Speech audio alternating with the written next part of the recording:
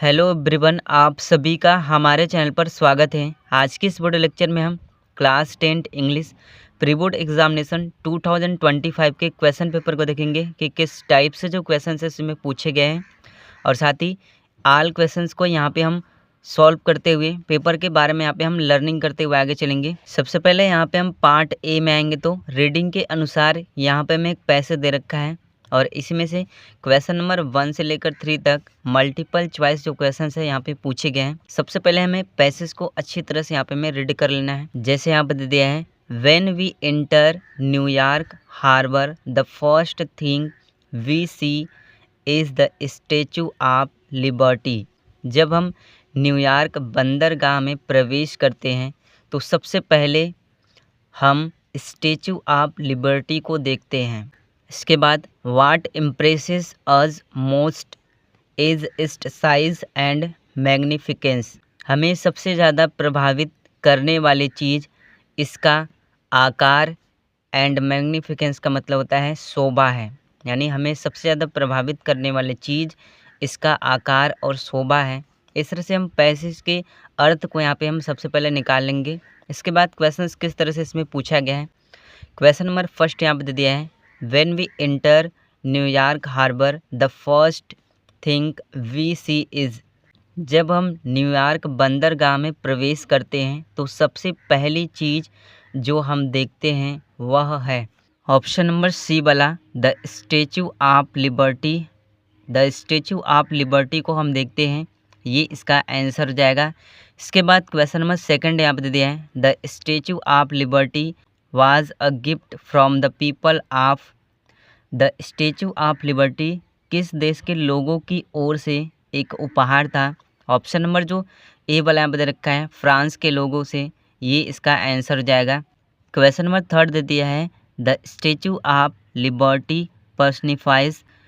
Statue of Liberty किसका प्रतिनिधित्व करती है। ऑप्शन नंबर जो फर्स्ट वाला यहाँ पे दे रखा है the majestic Greek goddess of the past. अतीत की राजसी यूनानी देवियाँ। सेकंड वाला यहाँ पे दे दिया है working man and women of the present. वर्तमान समय के कामकाजी पुरुष और महिलाएं। ऑप्शन नंबर जो डी वाला यहाँ पे दे रखा है बोथ ए और बी। इसके बाद क्वेश्चन नंबर 4 to 8 में आएंगे तो choose the correct option to answer the following. यहाँ पे मैं सही विकल्प चुनना है। क्वेश्चन नंबर 4 दे दिया है, I am proud of my student. मुझे अपने छात्र पर गर्व है। ऑप्शन नंबर सी वाला इसमें भरेंगे। इसके बाद क्वेश्चन नंबर 5 में आएंगे तो टीना के बाद यहाँ पे हमें फिल करना है। ऑप्शन नंबर जो सी वाला यहाँ पे दे रखा है will have been singing songs since morning, ये इसका आंसर हो जाएगा। इसके बाद क्वेश्चन नंबर 6 में आएंगे तो यहाँ पे हमें रीअरेंज करके एक सेंटेंस बनाना है। इसको हम यहाँ पे रीअरेंज कर देंगे तो ऑप्शन नंबर जो डी वाला यहाँ पे दे रखा है it has been raining since last night, ये इसका आंसर हो जाएगा। इसके बाद क्वेश्चन नंबर 7 में आएंगे तो which of the following words is misspelled. निम्नलिखित में से कौन सा शब्द गलत वर्तनी वाला है। ऑप्शन नंबर जो ए वाला यहाँ पर दे रखा है मिलिट्री, ये इसका आंसर हो जाएगा। इसके बाद क्वेश्चन नंबर 8 में आएंगे तो he is suffering from fever, यहाँ पे हम फ्रॉम फिल करेंगे, वह बीमार से पीड़ित है, इस तरह से इसका आंसर हो जाएगा। इसके बाद क्वेश्चन नंबर 9 to 10 में आएंगे तो यहाँ पर हमें एक पैसेज दे रखा है और इसके अकॉर्डिंग यहाँ पे हमें इसी में से मल्टीपल चॉइस क्वेश्चन यहाँ पे पूछा गया है। क्वेश्चन नंबर 9 यहाँ पे दे दिया है, it's really getting bad now it refers here. अब बहुत ही ख़राब हो रहा था, बहुत ही बुरा हो रहा था, इसमें यह किसके लिए संदर्भित किया गया है। तो पैसेज के अकॉर्डिंग यहाँ पे हम देखेंगे तो लेंचो ने ओलो के लिए कहा था। ऑप्शन नंबर जो डी वाला है हेल स्टोनेस, ये इसका आंसर हो जाएगा।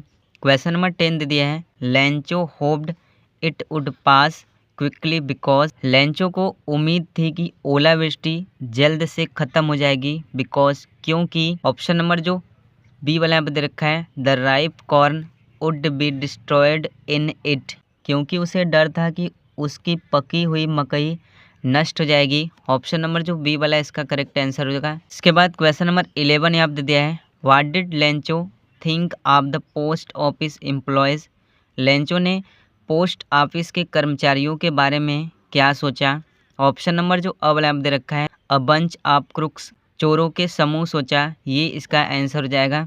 इसके बाद क्वेश्चन नंबर 12 दे दिया है, what began Mandela's hunger for freedom, आज़ादी के लिए मंडेला की भूख क्या शुरू हो गई। ऑप्शन नंबर जो ए वाला दे रखा है, the fact that it had already been taken away from him, उन्हें एहसास हुआ कि उनकी स्वतंत्रता उनसे छीन ली गई है।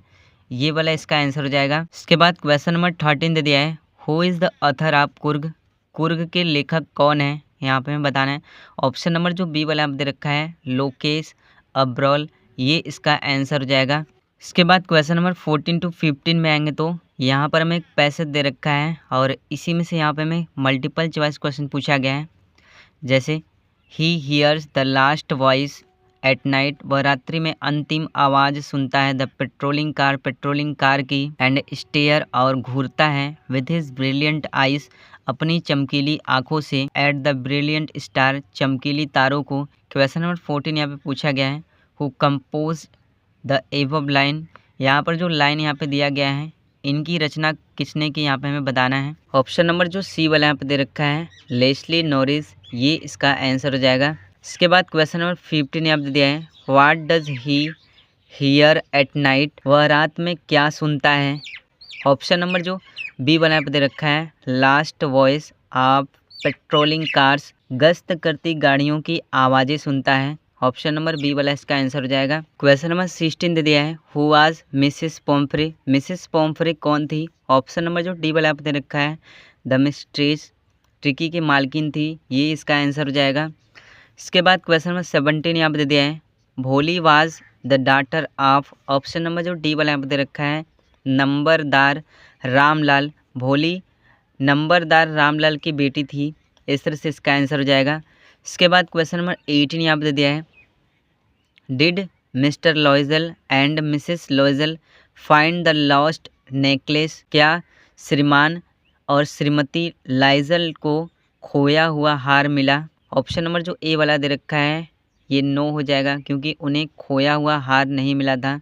क्वेश्चन नंबर 19 दे दिया है, Richard एब्राइट was a, option number जो डी वाला है, साइंटिस्ट, रिचर्ड अब्राइट एक वैज्ञानिक थे। इसके बाद क्वेश्चन नंबर 20 दे दिया है, who was the thief in the story, the thieves story, the thieves story में चोर कौन था। ऑप्शन नंबर जो ए वाला दे रखा है, हरी सिंह, ये इसका आंसर हो जाएगा। इसके बाद यहाँ पे पार्ट बी में आएंगे तो यहाँ पर हमें एक पैसेज दे रखा है और इसे रीड करके इसी में से यहाँ पे हमें आंसर देना है। पहला क्वेश्चन यहाँ पे दे रखा है, what was the problem faced by our ancestor, हमारे पूर्वजों को किस समस्या का सामना करना पड़ा। अकॉर्डिंग टू पैसेज यहाँ पर हम देखेंगे तो आवर एंसेस्टर से लेकर यहाँ तक लेकर बुक्स तक, ये इसका आंसर हो जाएगा। इसके बाद क्वेश्चन नंबर बी यहाँ पे दे दिया है, now our difficulty is what to read, how can we overcome this difficulties, अब हमारी कठिनाई यह है कि क्या पढ़ें, हम इस कठिनाई को कैसे दूर कर सकते हैं।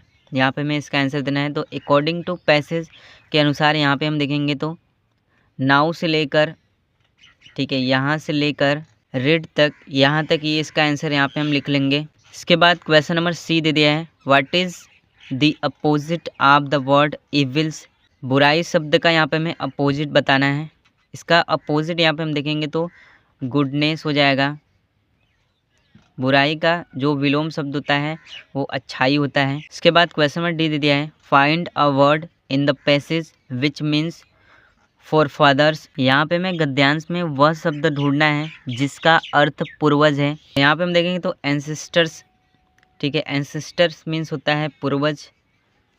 फर्स्ट वाले ये लाइन में यहाँ पे हमारा दे रखा है, ये इसका आंसर हो जाएगा। इसके बाद क्वेश्चन नंबर सेकंड में आएंगे तो write a letter to your friend inviting him to attend your sister's marriage, अपने मित्र को अपनी बहन की शादी में आने का निमंत्रण देते हुए यहाँ पे हमें एक पत्र लिखना है।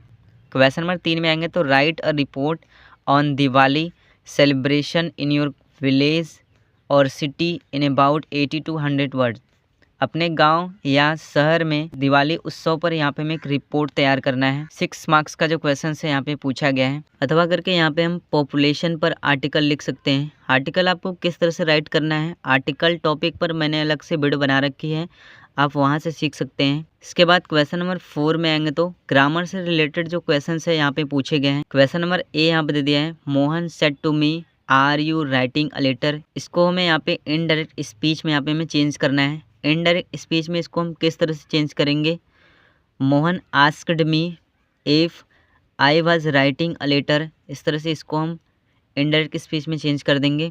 इसके बाद क्वेश्चन नंबर बी दे दिया है, change the following into passive voice. Passive voice में यहाँ पे हमें इसको चेंज करना है। जैसे आप दे दिया है, people always admire freedom fighters. Passive voice में इसको हम किस तरह से चेंज करेंगे, freedom fighters are always admired by people. इसके बाद सी वाला क्वेश्चन यहाँ पे दे दिया है, पंचुएट द फॉलोइंग, यहाँ पे हमें पंचुएट करना है।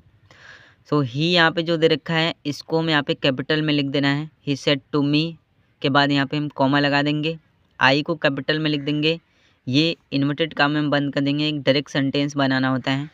इसके बाद क्वेश्चन नंबर डी में आएंगे तो 4 मार्क्स का यहाँ पे हमें ट्रांसलेशन दे दिया गया है। जैसे प्रयागराज एक प्रसिद्ध नगर है, Prayagraj is a famous town, इसका एक गौरवशाली इतिहास है, and it's a glorious history. इस तरह से इसको हमें ट्रांसलेट कर लेना है। इसके बाद क्वेश्चन नंबर 5 से लेकर 10 तक लिटरेचर से रिलेटेड जो क्वेश्चन से पूछे गए हैं। क्वेश्चन नंबर 5 का अ दे दिया है, what according to Mandela is true freedom. Mandela के अनुसार सच्ची आज़ादी क्या है। इसका आंसर यहाँ पे क्या हो जाएगा, true freedom means living with dignity, सम्मान के साथ जीना। इसके बाद क्वेश्चन नंबर 6 में आएंगे तो answer any one of the following in about 60 word. किसी एक का आंसर यहाँ पे हमें 60 वर्ड में देना है। क्वेश्चन नंबर ए दे दिया है, write a character sketch of Lencho. Lencho का यहाँ पे हमें चित्रण करना है। इसका करेक्टर स्केच आपको किस तरह से लिखना है, मैंने इस पर अलग से एक वीडियो बना रखी है, चैनल पर आपको मिल जाएगा। इसके बाद क्वेश्चन नंबर बी दे दिया है, why did Anne Frank maintain a diary. Anne Frank diary क्यों रखती थी। इसका आंसर यहाँ पे क्या हो जाएगा, as a way to express her thoughts and feeling. अपने विचारों और भावनाओं को व्यक्त करने के लिए वो डायरी रखती थी। क्वेश्चन नंबर 7 में आएंगे तो यहाँ पे हमें 4 लाइन का एक पोएम लिखना है। क्वेश्चन नंबर 8 में आएंगे तो right the central idea of any one of the following poem. किसी एक पोएम पर यहाँ पे हमें सेंट्रल आइडिया लिखना है। जैसे आप दे दें, Amanda, fog, dust of snow. तीनों पोएम के सेंट्रल आइडिया के वीडियो मैंने पहले से ही बना रखी है, चैनल पर आपको मिल जाएगा। इसके बाद क्वेश्चन नंबर 9 में आएंगे तो यहाँ पे हमें किसी एक का आंसर देना है। What was the only way to save Tricky. Tricky को बचाने का केवल एकमात्र रास्ता क्या था। इसके बाद क्वेश्चन नंबर 10 में आएंगे तो यहाँ पे हमें किसी एक का आंसर 60 वर्ड में देना है। Write a character sketch of Hari Singh. Hari Singh का यहाँ पे हमें चित्र लिखना है। हरी सिंह का करेक्टर स्केच आपको किस तरह से लिखना है, मैंने इस पर अलग से वीडियो बना रखी है, चैनल पर आपको मिल जाएगा। तो इस तरह से class 10 English pre board examination 2025 के क्वेश्चन पेपर में जो क्वेश्चन से पूछे गए हैं। वीडियो पसंद आए तो वीडियो को लाइक कर दीजिएगा, साथ ही हमारे चैनल को सब्सक्राइब कर दीजिएगा।